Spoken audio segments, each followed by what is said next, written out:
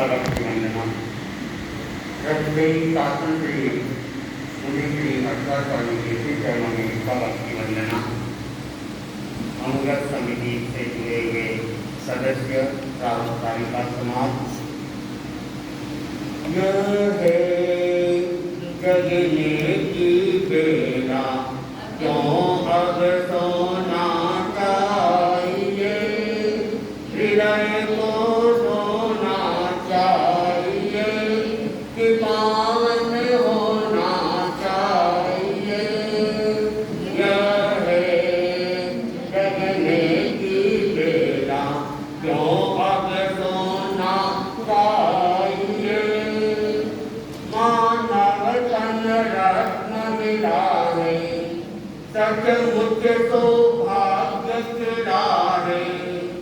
मानव तन रत्न मिला है, सचमुच सौभाग्य खिला है। कोड़ी में इसको कभी न खोना चाहिए कि पावन होना चाहिए। यह है जगने की बेला क्यों अब सोना चाहिए। थोड़ी सी करके हिम्मत आपको जीवन की कीमत, थोड़ी सी करके हिम्मत आपको जीवन की कीमत। मक्खन पाने पानी को न गिलोना चाहिए कि पावन होना चाहिए। यह है जगने की बेला क्यों अब सोना चाहिए। कर कर के सागर सारा अतिश्रम से मिला किनारा, कर कर के सागर सारा अतिश्रम से मिला किनारा।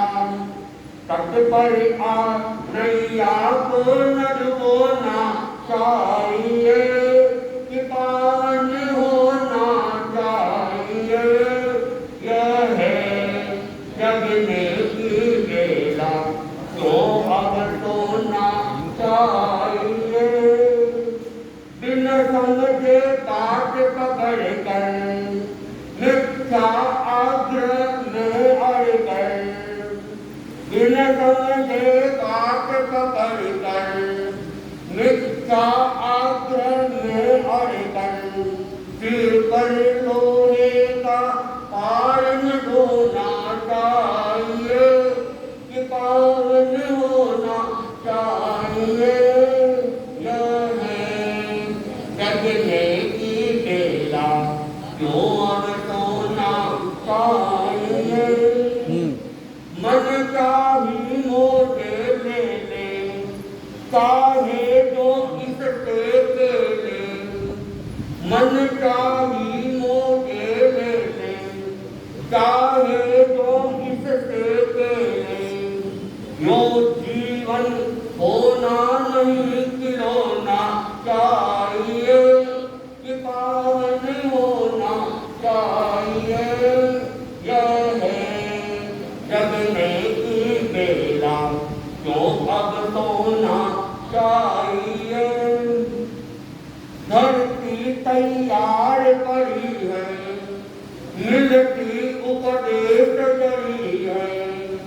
धरती तैयार पड़ी है, मिलती उपदेश जरी है। संयम का बीज यहाँ पर बोना चाहिए कि पावन होना चाहिए। यह है जगने की बेला क्यों अब सोना चाहिए। अनुरत है महंगे मोती, तुलसी जगमगती ज्योति। अनुरत है महंगे मोती, तुलसी जगमगती ज्योति। जीवन भाग्य में हार पिरोना चाहिए।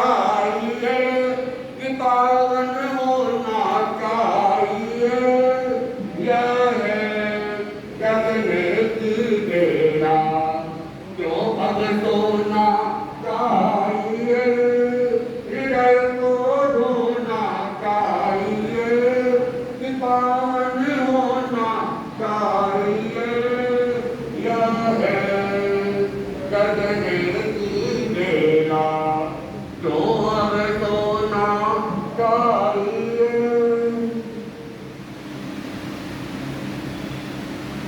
दशकाली आगम के अंदर भगवान महावीर फरमाते हैं,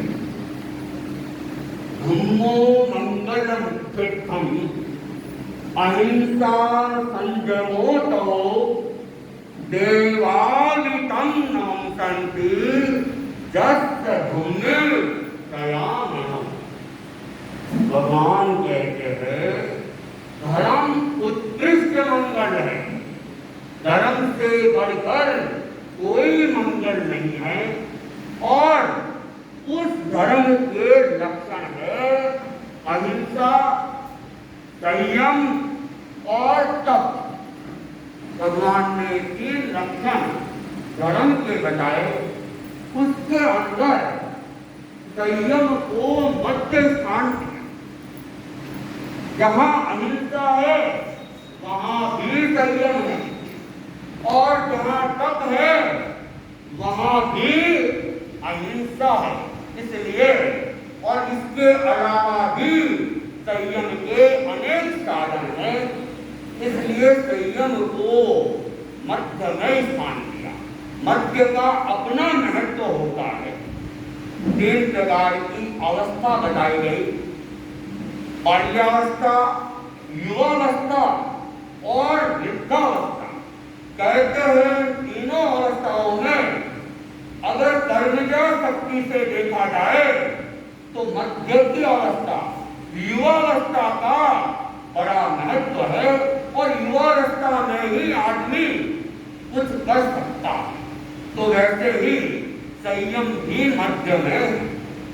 और भगवान ने साधुओं के लिए 10 प्रकार के धर्म की व्याख्या की। श्रवण धर्म के 10 प्रकार बताए गए। उन धर्मों में भी एक धर्म है संयम। आचार्य तुलसी ने अनुव्रत का सूत्रपाठ किया, और उसका जो घोष दिया वो घोष ही है संयमा खलु जीवनम। संयम ही जीवन है। अगर जीवन में संयम नहीं है तो जीवन का कोई महत्व भी नहीं है। तो संयम का अर्थ अपने आप में सीमा का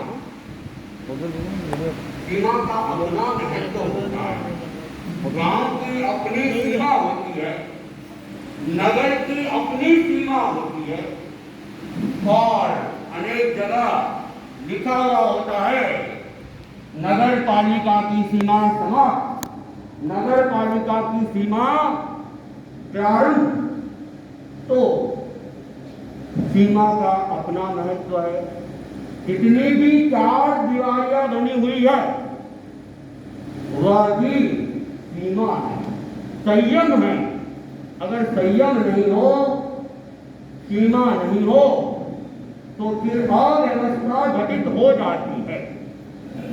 मर्यादा भी सीमा का ही नाम है। तेरापन धर्म संघ आज जिस ढंग से आगे बढ़ रहा है उसका एक कारण है मर्यादा, सीमा, व्यवस्था। अगर यहाँ की व्यवस्था नहीं हो तो फिर धर्म संघ व्यवस्थित आगे भी नहीं बढ़ सकता है। तो सीमा और संयम ये सब जगह जरूरी है। इसलिए संयम का अर्थ किया गया स्व पर स्व का शासन, अपने आप पर नियंत्रण, स्वयं को मार्ग देना। ये सब संयम के साथ जुड़े हुए हैं। अगर हम अपने जीवन को कोई दिशा देना चाहते हैं तो हमें जीवन में संयम को अपनाना होगा, व्यवस्था को अपनाना होगा।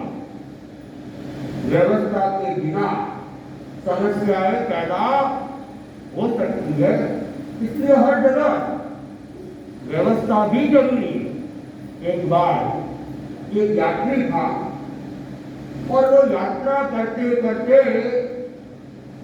एक गांव में गया।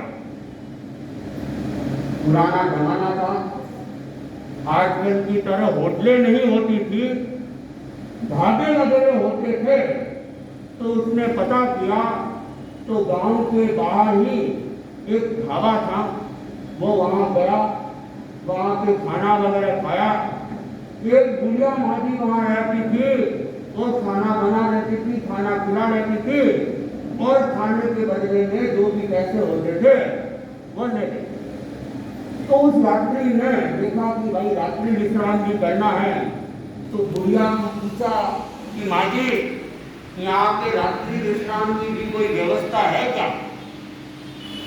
तो माजी ने कहा कि पास में झोपड़ा है और वहां खाट पड़ी है, एक खाट के 4 पैसे लेती हूं मैं। तो उसने सोचा सोना ही तो है, खाट की क्या जरूरत है, 4 पैसे बेकार में लगेंगे। उस जमाने में 4 पैसे की भी अपनी मूल्यवत्ता होती थी। तो उसने कहा माटी मुझे खाट की कोई जरूरत नहीं है, मैं तो नीचे ही सो जाऊंगा। तो बुढ़िया ने कहा कि अगर नीचे सोना है तो फिर 4 आने लगेंगे, खाट के तो 4 पैसे और नीचे सोने के 4 आने। वो यात्री भी सोचने लगा बुढ़िया पागल है क्या, ये उल्टी गंगा यहाँ कैसे बह रही है, खाट नहीं ले रहा हूँ, नीचे सो रहा हूँ, तो कह रहे उल्टे 4 आने लगेंगे और खाट के केवल 4 पैसे। उसने कहा माटी ये गणित कैसी है? तो बुढ़िया ने कहा ये अनुभव की गणित है कि कैसे, मैं कुछ समझा नहीं कि तुम खाट के ऊपर सोओगे तो खाट की तो एक सीमा है और नीचे सोओगे तो तुम पता नहीं कहां से कहां तक, कोई सीमा ही नहीं है। इसलिए नीचे सोने के 4 आने और खाट में सोने के 4। जो संयम में रहेगा तो कैसे कम लगेगी, और जहाँ संयम की सीमा नहीं है वहां के पैसे भी अधिक लगेंगे। इसलिए संयम को महत्व दिया गया, अध्यात्म जगत में भी संयम को महत्व दिया गया और व्यवहार जगत के अंदर भी संयम को महत्व दिया गया। आप लोग सब गाड़ी चलाते हैं और गाड़ी के अपने नियम होते हैं, और अगर उन नियमों की पालना नहीं होती है तो सरकार क्या करते हैं, जुर्माना भी लगा देती है। तो नियमों की पालना अनिवार्य है। जहाँ नियमों की पालना नहीं है, जहाँ अव्यवस्था है, वहाँ अनेक बार दुर्घटनाएं भी घटित होने की संभावना रहती है। एक बार एक कार चालक रात को कार चला रहा था और शहर का मामला था, चौराहे के ऊपर सिपाही वगैरह लगे हुए थे और उसने दूर से देखा एक कार आ रही है और नियम विरुद्ध कार आ रही है, कार की लाइट चालू नहीं है। तो वह सिपाही बीच सड़क में आता है और दूर से ही हाथ करा के रोको रोको, गाड़ी को रोको, अरे लाइट नहीं है तुम्हारे। तो उसने जब नजदीक आया सुना लाइट नहीं लाइट नहीं, उसने कहा हल्ला हल्ला, इसमें ब्रेक भी नहीं है। अब जिस गाड़ी में लाइट नहीं हो और जिस गाड़ी में ब्रेक नहीं हो, उस गाड़ी में चलने वाले चालक का क्या होगा कुछ कहा नहीं जा सकता। तो हम समझ सकते हैं कि ऐसा व्यक्ति मूर्ख भी होता है जो बिना लाइट और बिना ब्रेक की गाड़ी चलाता। लेकिन कहीं ये मूर्खता हम भी तो नहीं कर रहे हैं। हमें भी मनुष्य जन्म मिला है और हम सौभाग्यशाली है कि हमें भगवान महावीर का शासन मिला है, भिक्षु शासन मिला है, और गुरुदेव तुलसी, आचार्य महाप्रभु जी और आचार्य महाश्रमण जी की हमें शासना प्राप्त हुई है और हमें बार बार प्रेरित कर रहे हैं। भगवान महावीर ने भी अपने सारे उपदेशों में यही कहा है कि जीवन में लाइट चाहिए और जीवन में ब्रेक चाहिए। अगर ये दो चीजें जीवन में है, लाइट है और ब्रेक है, तो आपका मनुष्य जीवन सफल है। भगवान बार बार कहते हैं, परमम ज्ञानम तवोदया, पहले ज्ञान करो। ज्ञान रूपी प्रकाश की जरूरत है, ज्ञान रूपी लाइट की जरूरत है। और जब ये ज्ञान रूपी प्रकाश हमारे भीतर आ जाए तो उसे संयम के साथ जोड़ दिया जाए, त्याग के साथ जोड़ दिया जाए, व्रत के साथ जोड़ दिया जाए। भगवान महावीर ने दो प्रकार के धर्मों की व्याख्या की, महाव्रत और अनुव्रत। भगवान ने साधुओं के लिए 5 महाव्रत की व्यवस्था दी, तो श्रावकों के लिए 12 व्रतों की आचार संहिता निर्धारित। 12 व्रत। जो श्रावक है, सही अर्थ में वही श्रावक है जिसने जीवन के अंदर 12 व्रतों को स्वीकार किया। आचार्य तुलसी ने श्रावक की इसी आचार संहिता को सामने रखकर युग की स्थिति को देखा और युग को क्या अपेक्षा है, उन 12 व्रतों में से व्रतों का नामकरण परिवर्तित किया, उसे सरल भाषा में जनता के सामने रखा और एक असांप्रदायिक धर्म की व्याख्या। अनुव्रत और कुछ नहीं। अनुव्रत के जितने भी नियम हैं वे श्रावक के 12 व्रतों में से ही लिए हुए नियम। इसलिए आप ये नहीं सोचे कि अनुव्रत ही अनुव्रत का पालन करें। अनुव्रत सबके लिए। जो भी व्यक्ति इस अनुव्रत के नियम को पालन करता है वह अपने मानव जीवन को उत्कृष्टता की दिशा में आगे बढ़ाता है। छोटा सा भी नियम होता है, वह छोटा सा नियम भी जीवन के कल्याण का कारण बन जाता है। एक दोहे में भी कहा गया है, घुटनों के बल चलते चलते पांव खड़े हो जाते हैं। घुटनों के बल चलते चलते पांव खड़े हो जाते हैं। छोटे छोटे नियम एक दिन बहुत बड़े हो जाते हैं। छोटे छोटे नियम एक दिन बहुत बड़े हो जाते हैं। किसी भी नियम को छोटा नहीं समझना चाहिए। एक छोटा सा नियम भी अनेक बार जीवन का कल्याण कर लेता है। अगर उसकी पालना, उसकी निष्ठा संयम के साथ जुड़ी हुई रहे तो वह छोटा नियम भी हमें क्या है, दिशा दे देगा। संयम जो है वह अपने आप पर नियंत्रण का काम करता है। त्याग अपने आप पर नियंत्रण का ही नाम है और मन को मोड़ना है, मन को संयमित करना है। हमारा ये मन का घोड़ा ये भागता ही रहता है। अगर इसके ऊपर नियंत्रण हो जाए तो व्यक्ति की दिशा और व्यक्ति की दशा दोनों ही बदल सकती है। एक घटना आया करती है। एक संत थे और वे संत विहार कर रहे थे। पुराना जमाना था, रोडें थी नहीं, सड़कें थी नहीं, कच्ची सड़कें होती थी, पगडंडियां होती थी और अनेक बार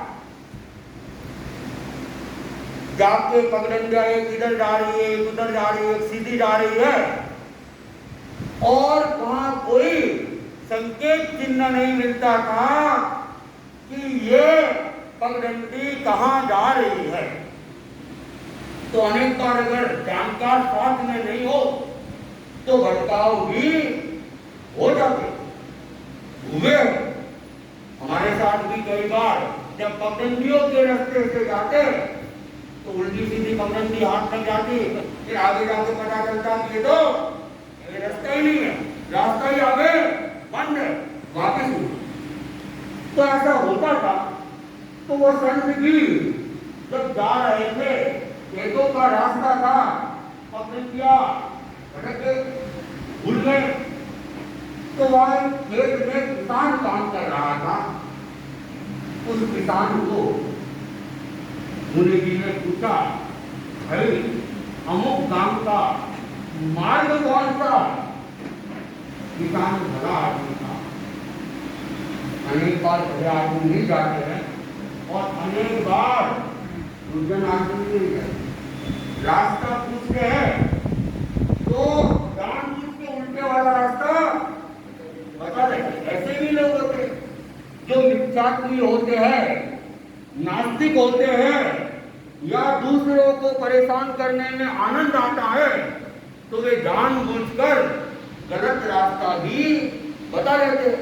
लेकिन वो किसान भला था और संतों को कहा, चलो मैं आपके साथ में चलता हूँ और आपको सही पगडंडी के ऊपर छोड़।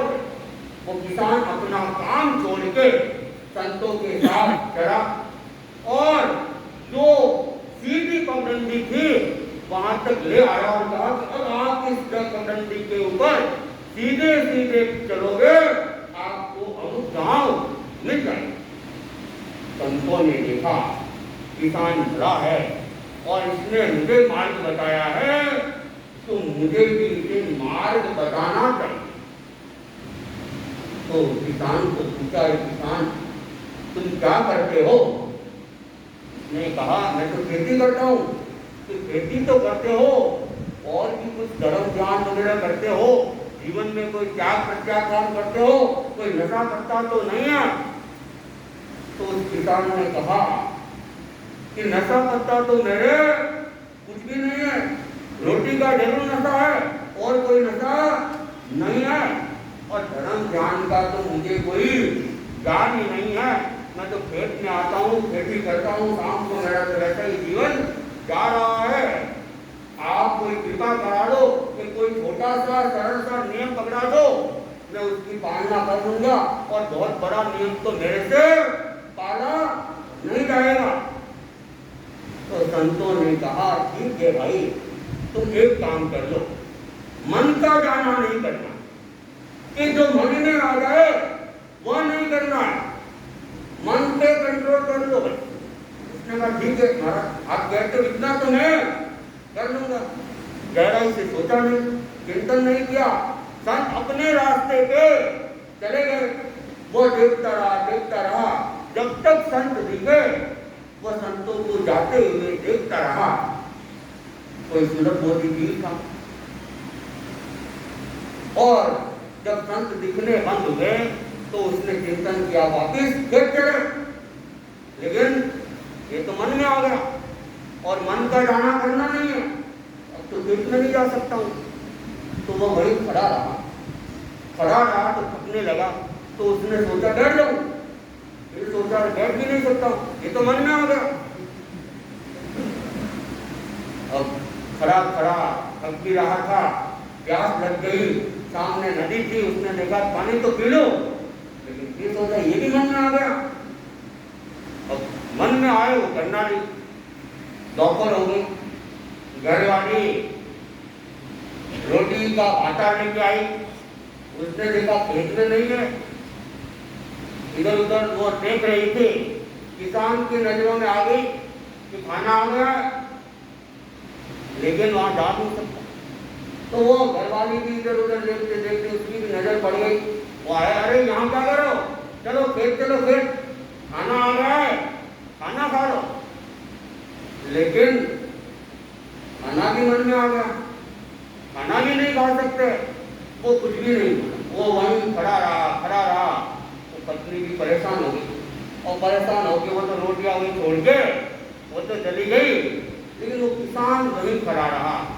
न वो चल रहा है, न बैठ रहा है, न खा रहा है, न पी रहा। लेकिन उसने कहा कि एक नियम लिया है, इसकी तो मुझे पालना करनी है, चाहे कुछ भी हो जाए, प्राण चले जाए पर प्रण नहीं जाएगा। इस चिंतन के साथ वो नियम की पालना करता रहा। कैसे 3 दिन तक वह वही खड़ा रहा, और खड़े खड़े वो वहां पहुंच गया जहां उसको पहुंचना चाहिए। उसको एक छोटा सा नियम, मन का जाना नहीं करना, मन पर नियंत्रण करके वह केवल ज्ञान तक की स्थिति तक पहुंच जाता है। तो नियम चाहे छोटा ही हो, लेकिन छोटा सा नियम भी आदमी को कहां से कहां ले जाता है। इसलिए कैसी भी परिस्थिति आ जाए, कठिन से कठिन परिस्थिति आ जाए, हम अपने नियमों से पीछे नहीं हटे। जीवन में जो संयम का नियम लिया है उसे हम स्वीकार करें। आज अनुग्रह समिति की ओर से हर मंगलवार को गुरुदेव के निर्देशानुसार संयम दिवस मनाया जा रहा है, क्योंकि आचार्य तुलसी ने जो अनुव्रत का सूत्रपाठ किया था उस दिन मंगलवार था। तो उसी दिन से उस दिन के उपलक्ष्य में आचार्य महासमन जी ने मंगलवार को संयम दिवस का निर्देश दिया है। तो हम इसकी पालना करें। संयम के कई नियम है जो अनुग्रह समिति वाले समय के बताएंगे। तो मेरे पास तो अब 1 मिनट का समय है, मैं पुस्तक के साथ अपनी बात को पूरी कर रहा हूँ। संयम ही जीवन है यदि कोई जीना जाने, संयम ही जीवन है यदि कोई जीना जाने, और संयम ही अमृत है यदि कोई पीना जाने। संयम ही सुई धागा है यदि कोई सीना जाने, संयम ही सुई धागा है यदि कोई सीना जाने। संयम ऊंचा महल है यदि कोई चढ़ना जाने, संयम ऊंचा महल है यदि कोई चढ़ना जाने। तो हम गुरु दृष्टि की आराधना करें, गुरु इंगित की आराधना करें। जो आज संयम दिवस केवल अनुगति समिति के साथ जो जुड़े हुए हैं उनके लिए ही नहीं है, अनुव्रत सबके लिए है, और संयम दिवस भी सबके लिए है। और ये चातुर्मास का समय चल रहा है, ये तो संयम का ही समय होता है। तो हम आज के दिन कोई न कोई छोटा सा ही नियम से व्रत की पालना करें, और अपने आप को, और जो 3 नियम बताए उसमें 1 घंटा मौन, ये तो कम से कम सभी व्यक्ति करने का प्रयास करें। इसके अलावा भी कोई न कोई जीवन में व्रत धारण करने की कोशिश करेंगे। इसी भावनाओं के साथ ओम अर्पण।